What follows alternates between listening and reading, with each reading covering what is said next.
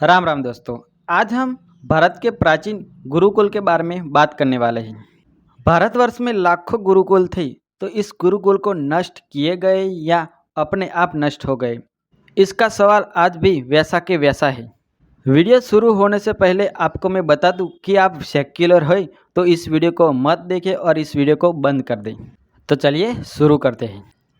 किसी ने सही कहा है, अगर किसी देश को खत्म करना है तो उसकी संस्कृति को खत्म कर देना चाहिए।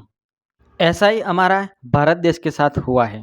पहले हमारे देश में मुगल आक्रमणकारी आए। उन्होंने नालंदा विद्यापीठ, तक्षशिला विद्यापीठ जैसे महान विद्यापीठ को नष्ट कर दिया। बख्तियार खिलजी ने जब नालंदा विद्यापीठ को जलाया तब इस विद्यापीठ 6 महीने तक जला था। इतने सारे इस पे पुस्तक थे। कहा जाता है कि सबसे बड़ी लाइब्रेरी नालंदा विद्यापीठ में थी। लेकिन इन मुगल आक्रमणियों का हम अलग से वीडियो बनाएंगे। लेकिन आज हम ब्रिटिश काल में कैसे भारतीय संस्कृति को नष्ट करने के लिए सबसे बड़ा षड्यंत्र रचा गया। सन 1823 में 100% साक्षरता वाला भारत अचानक निरक्षर अनपढ़ कैसे हो गया। हिंदुओं के धर्म ग्रंथों और प्राचीन इतिहास पर संविधान के माध्यम से प्रतिबंध और 1858 भारतीय एजुकेशन एक्ट द्वारा गुरुकुल एवं संस्कृत भाषा का अंत कैसे हुआ। संविधान की धारा 28, 29 और 30 की धारा में साफ लिखा हुआ कि मुस्लिम मदरसे और ईसाई स्कूल में कुरान बाइबल पढ़ाया जा सकता है, लेकिन किसी भी हिंदी स्कूल में वेद, गीता या रामायण पुराण नहीं पढ़ाया जा सकता। ऐसा मैं नहीं कह रहा, यह संविधान की धारा 28, 29 और 30 में लिखा है। यह पूरी तरह हिंदुओं की सनातन संस्कृति को नष्ट करने का षड्यंत्र है। इसे लागू करने में भारत में छुपे एजेंट और भारत के बाहर छुपे एजेंट कामयाब हो गए। क्या आपको पता है, भारत में गुरुकुल शिक्षा व्यवस्था को नष्ट करने के उद्देश्य ही सन 1858 में भारतीय एजुकेशन एक्ट की रूपरेखा बनाई गई थी। इस एक्ट के अनुसार कॉन्वेंट स्कूल और इस्लामिक मदरसे तो चलाए जाएंगे, पर सनातनी गुरुकुल और संस्कृत भाषा खत्म किए जाएंगे। इसका मास्टर प्लान लॉर्ड मैकॉले ने की थी।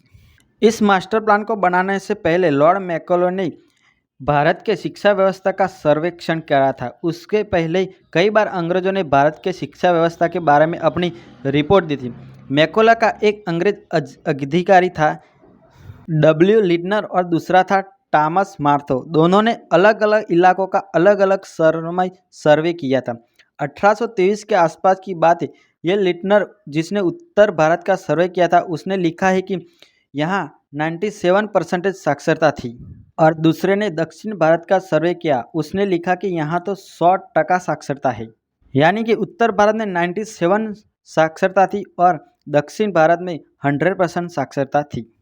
उस समय जब भारत में इतनी साक्षरता थी तब मैकॉले ने स्पष्ट कहना था कि भारत को हमेशा हमेशा के लिए अगर गुलाम बनाना है और सनातन संस्कृति का अंत करना हो तो इनकी देशी और सनातनी सांस्कृतिक शिक्षा व्यवस्था को पूरी तरह से ध्वस्त करना होगा और इसकी जगह अंग्रेजी शिक्षा व्यवस्था लानी होगी।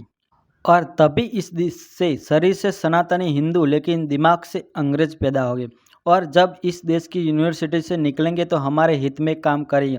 और मैकॉले ने एक मुहावरा इस्तेमाल किया था कि जैसे किसी खेत में कोई फसल लगाने के पहले पूरी तरह जोत दिया जाता है, वैसे इसे जोतना होगा और अंग्रेजी शिक्षा व्यवस्था लानी होगी। इसलिए उसने 1858 के एक्ट में सबसे पहले गुरुकुलों को गैर कानूनी घोषित किया। जब गुरुकुल गैर कानूनी हो गए तो उनको मिलने वाली सहायता जो समाज की तरफ से होती थी वो गैर कानूनी हो गए और ठप कर दी गई। फिर संस्कृत भाषा को गैर कानूनी घोषित किया और देश के सारे गुरुकुलों को घूम घूम कर खत्म कर दिया।